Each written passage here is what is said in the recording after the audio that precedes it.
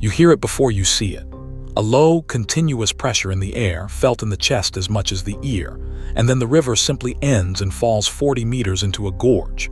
Most people come here for that. But the path we are walking is not a viewpoint. It is a road. For centuries, this narrow strip of ground was the only way past this water, and everything that moved through the middle of this continent, every bale, every canoe, every ambition, had to be carried right here on foot.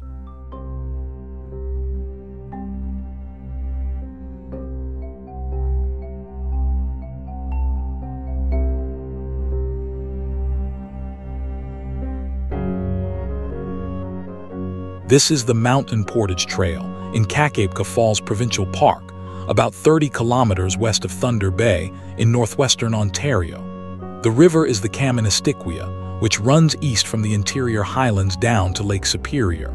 The park was established in 1955 and covers roughly 5 square kilometers.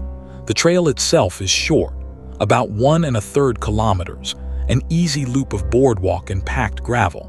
Its length is the least interesting thing about it. What matters is where it goes and who wore it in.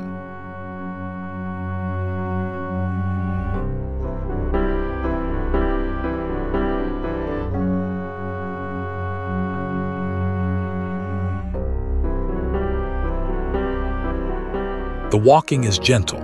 Boardwalk carries you along the lip of the gorge, past 3 viewing points and a run of interpretive signs, with benches set where the view opens. In July, the air near the falls is cool and wet, and the spray drifts sideways in the sun. You can do the whole loop in 45 minutes without hurrying. It is barrier-free, and families push strollers along it. 200 years ago, men ran this same ground bent double under 180 pounds.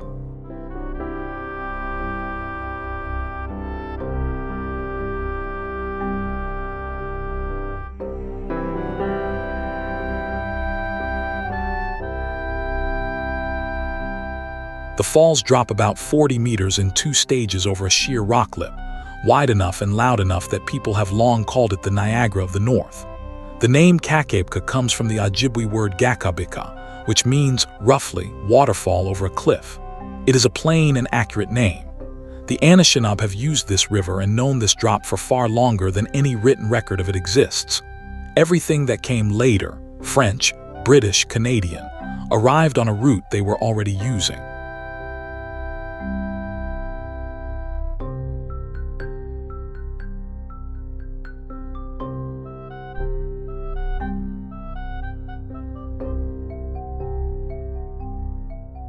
Before the trail, before the river, there was a sea. Around 1.9 billion years ago, this place lay under warm, shallow salt water on the edge of an ancient continent. Iron and silica settled out of that water in fine bands, layer on layer, and hardened into the rock we now call the Gunflint Formation, part of a larger stack of sediments called the Animikie Group. It is a mundane process. It produced one of the most important rocks in the history of science.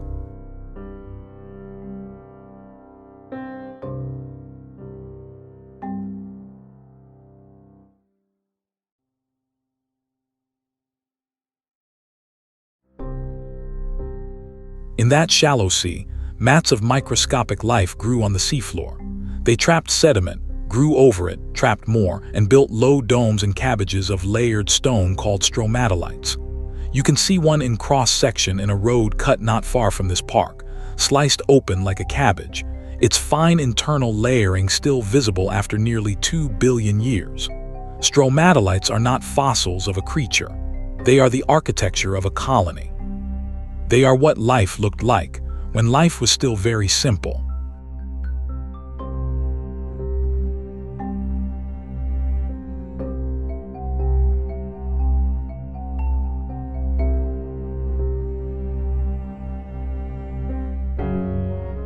In 1953, a geologist named Stanley Tyler from the University of Wisconsin sampled black chert from the Gunflint rocks near here.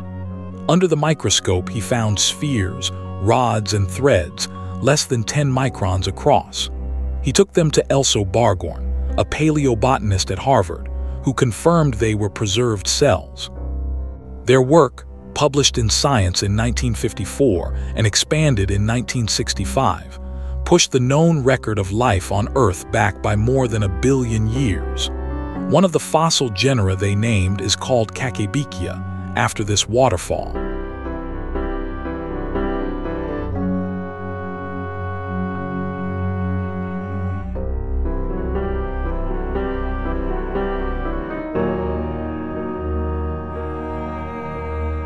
So the rock under this boardwalk is not just old.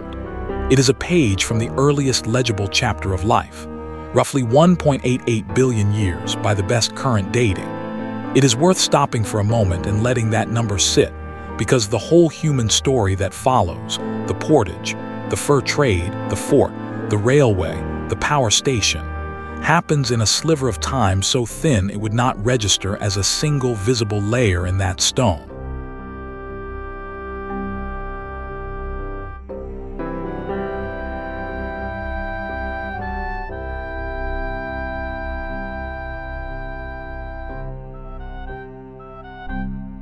A waterfall is an argument between two kinds of rock. Here, hard, resistant gunflint chert and iron formations sit above softer material, including the shales of the Rove Formation. The river erodes the soft rock underneath faster than it can wear away the hard cap. The lip stays sharp. The face below undercuts, weakens, and eventually collapses, and the falls step slowly upstream, leaving the gorge behind them as a record of where they used to be.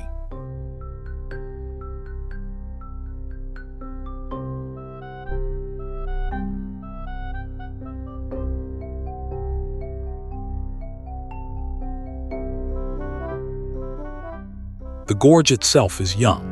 Around 10,000 years ago, at the end of the last glaciation, the ice sheet that had buried all of this under 1 kilometer or more of frozen water was in retreat. Meltwater came off it in volumes no modern river can match, and that water cut hard and fast through the shield rock, deepening the valley and setting the Kaministiquia into the channel it still uses. The falls we watch today are the leftover edge of that drainage.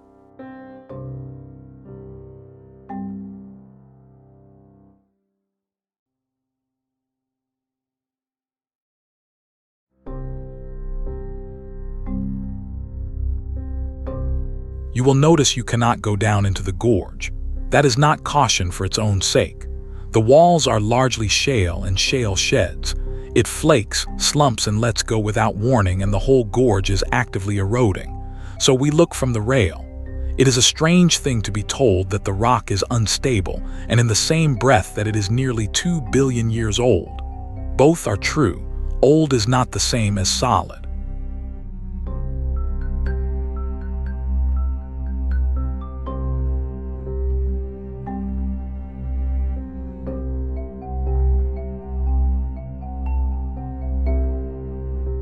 When the ice pulled north, it left bare rock, sand, and cold water. Plants moved in behind it. Over thousands of years, the land filled with the boreal and mixed forest that surrounds us now, white and black spruce, balsam fir, jack pine, white birch, and trembling aspen, with a damp understory of moss and ferns thriving in the constant mist near the falls. That forest is what made a canoe possible, because a canoe here is birch bark, cedar and spruce root and pitch.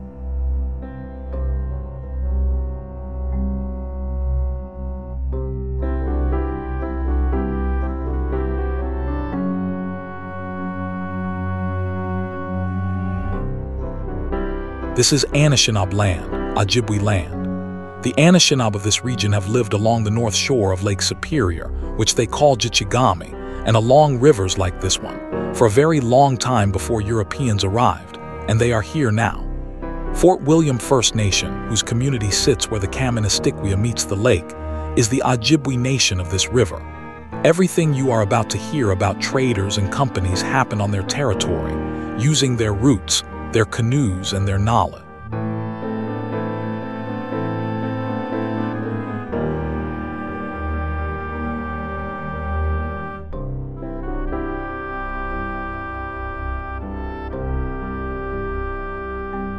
So when we call this trail historic, we should be precise about whose history. The Kaministiquia was a working corridor long before the fur trade. It links Lake Superior to the height of land, and beyond that, to the rivers that run west and north into the interior of the continent. A river like that is a highway, and a 40-meter waterfall in the middle of a highway is a wall. The only answer to that wall is to get out and walk. That is a portage.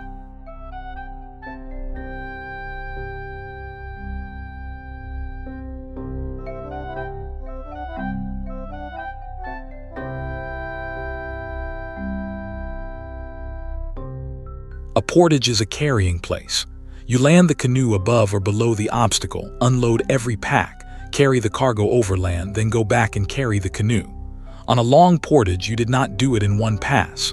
You leaned the load down at a rest point called a pose, went back for the next one, and leapfrogged forward. Poses sat roughly a third to half a mile apart, closer where the ground was steep, wet, or slick. This one was called the Mountain Portage.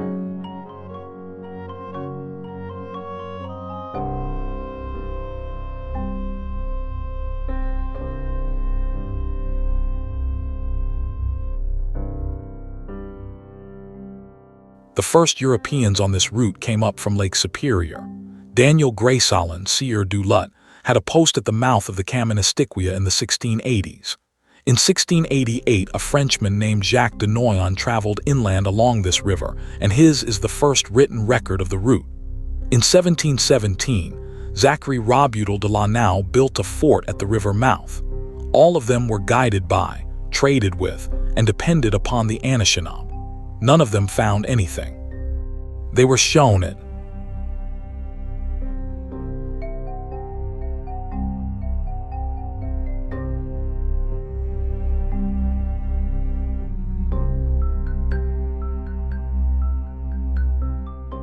And every one of them walked past this water.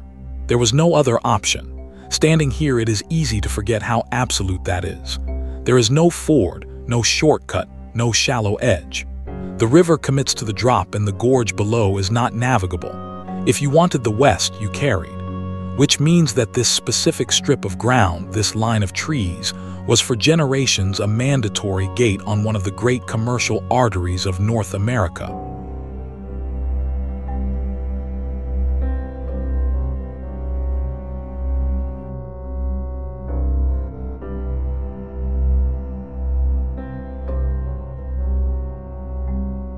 Then the route was abandoned. The French, and later the British traders, found a shorter way in, the Grand Portage, south of here on the Pigeon River. By the late 1700s, Grand Portage was the great depot of the Northwest Company, the Montreal-based fur empire. Then the map changed under their feet. The peace treaty of 1783 that ended the American Revolution put the border in a place that left Grand Portage on the American side, and Americans intended to tax it.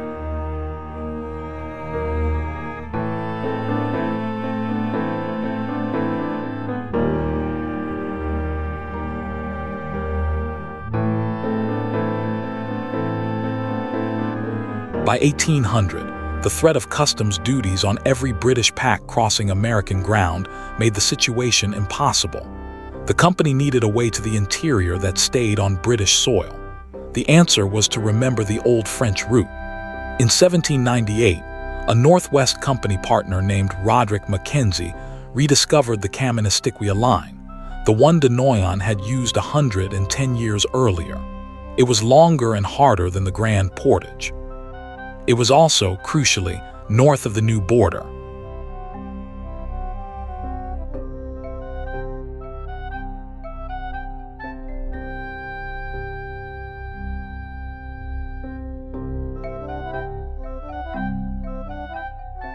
That is the Hinge, and it turns right here. This trail, this obscure kilometer of trees beside a waterfall, was suddenly the pinch point of the entire Western fur trade. Everything the Northwest Company shipped inland, and every fur it brought out, would now come up the Kaministiquia and be carried past this drop on someone's back. A political line drawn by diplomats in Paris put the weight of a continental economy onto this footpath.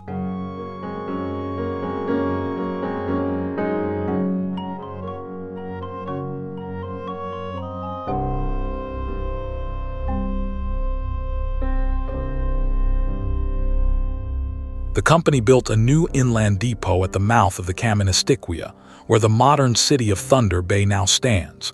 Construction was underway by 1801, and in 1803, the Northwest Company held its first annual meeting at the new post, which it simply called Kaministiquia. In 1807, the place was renamed Fort William, after William McGillivray, the company's chief director. Within a few years, it was the largest and busiest inland fur trade establishment in British North America.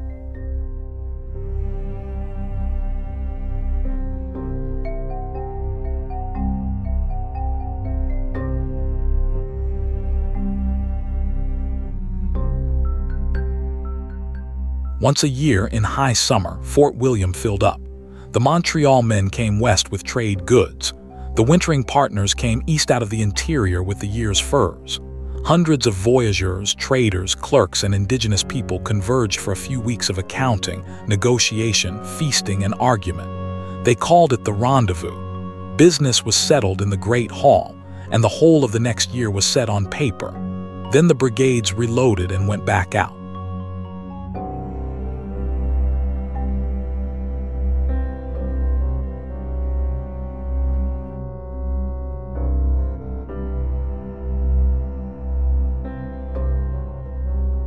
And the brigades heading inland came up this river. Above the falls, the Kaministiquia runs broad and steady and looks entirely reasonable. That is the trap. The water gives no warning. Somewhere upstream of where we are standing, the crews would swing into the bank, step out into the shallows, and begin unloading, because from here the only way forward was on two legs.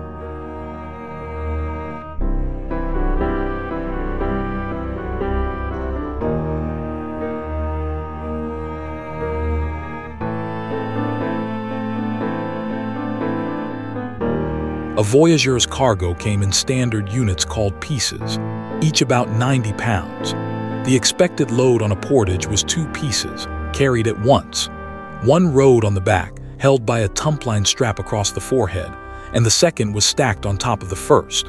That is roughly 180 pounds on a man who was often not tall over uneven ground at a trot, because the crews were paid to be fast and pride kept them faster.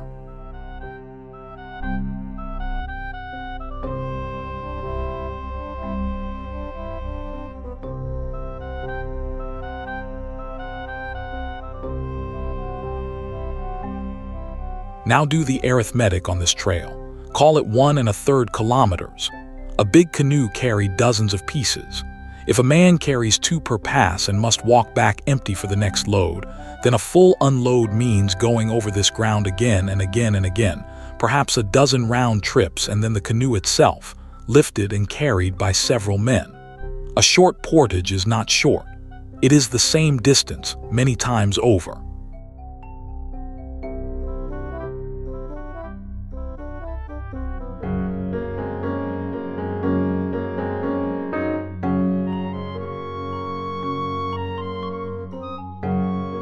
The bodies paid for it. Hernias were common enough among voyageurs to be an occupational signature. Backs and knees went early. Men worked 14-hour days and paddled at close to a stroke a second for hours on end. They were not romantic figures, whatever the paintings suggest. They were laborers on short contracts, singing to keep the rhythm, hauling other people's property through the bush for wages that would never make them rich. This ground is where the work was hardest.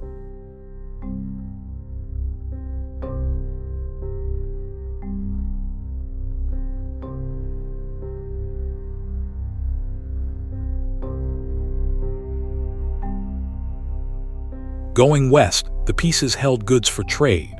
Wool blankets, copper and brass kettles, cloth, knives, axe heads, needles, glass beads, tobacco, gunpowder, and muskets. Coming east, they held fur, mostly beaver, pressed into tight bales and wrapped in canvas or hide. Every single one of those objects in both directions crossed this exact strip of ground on a human back. The trail we are walking is the seam where a global market touched the forest floor.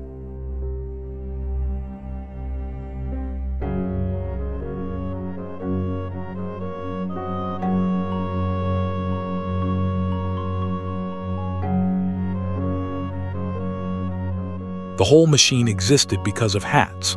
Beaver underfur has microscopic barbs that let it be matted into an exceptionally fine, dense, water-resistant felt, and for the better part of 2 centuries, the fashionable hat in Europe was made of it. So a European gentleman's headwear reached back down the supply chain, through London, through Montreal, up the lakes, over this waterfall, and into the trapping grounds of the north. This trail is a nerve in that system.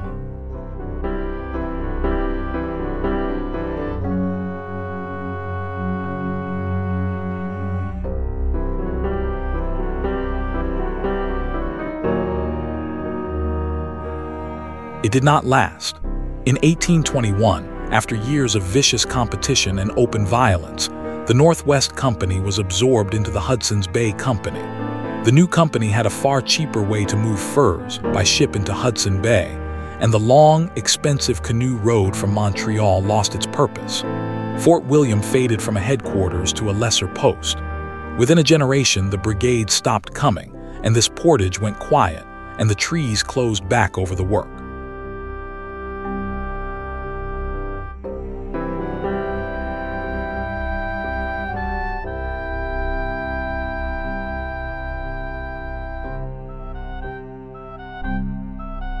What the fur trade left behind was not just an empty fort. It left a permanent European presence at the mouth of the river, and behind that came surveys, mills, a railway, and a city. The name stayed. Fort William, later merged with Port Arthur to become Thunder Bay, is still there. The old depot is reconstructed today as a historical park a short drive from here, but the trail is the original artifact. The fort is a copy, the ground is not.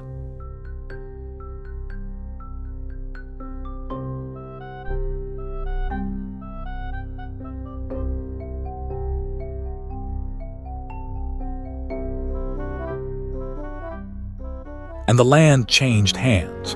In September 1850, at Sault Ste. Marie, Ojibwe chiefs of the north shore of Lake Superior, and the Crown signed what is called the Robinson-Superior Treaty.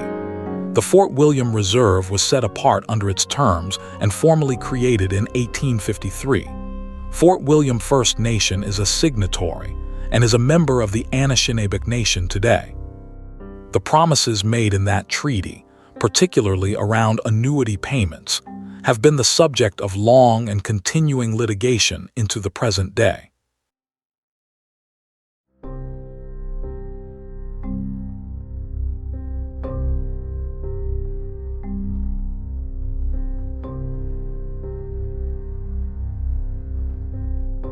So when you walk this loop, you are walking through several histories at once, and only one of them has ended. The fur trade is over. The Anishinaabe presence on this river is not. Fort William First Nation is a living community a short distance downstream, and this park sits within Robinson Superior Treaty territory. That is not a footnote to the story of this trail. It is the ground the story stands on.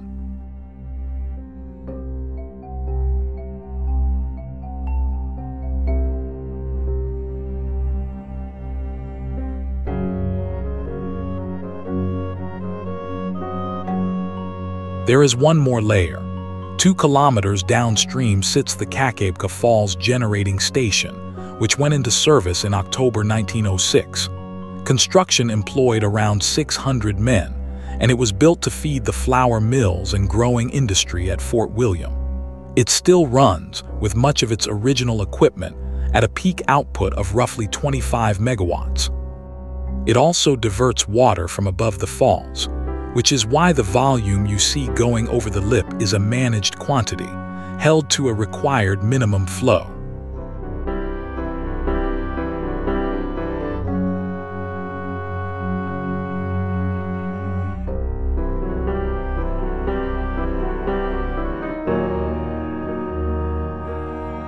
You will hear a story here about Green Mantle, an Ojibwe chief's daughter said to have led an attacking Dakota war party over these falls to save her people, and to be visible still in the spray. It is told locally as an Ojibwe legend, and it appears on signs and in guidebooks. It should be said plainly that it comes to us mostly through settler retellings, in several inconsistent versions, in a princess and sacrifice shape that turns up suspiciously often in 19th century tourist literature. Treat it gently and lightly.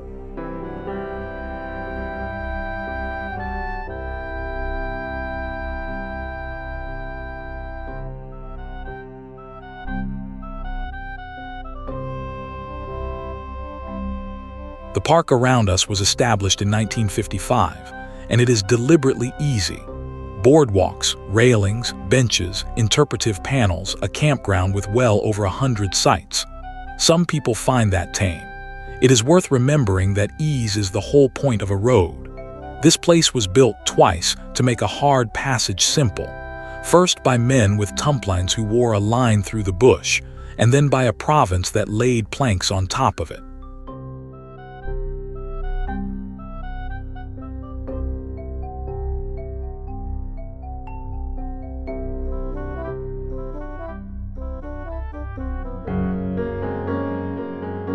Most trails were made for walking. This one was made for carrying, and that is a different thing. It exists because a river said no. Every step of it is an argument with gravity that somebody lost and then paid for in muscle. 2-billion-year-old rock underfoot, 10,000-year-old gorge beside us, 200 years of freight overhead in the memory of the place. And in the end, a very short walk in the woods on a warm July afternoon.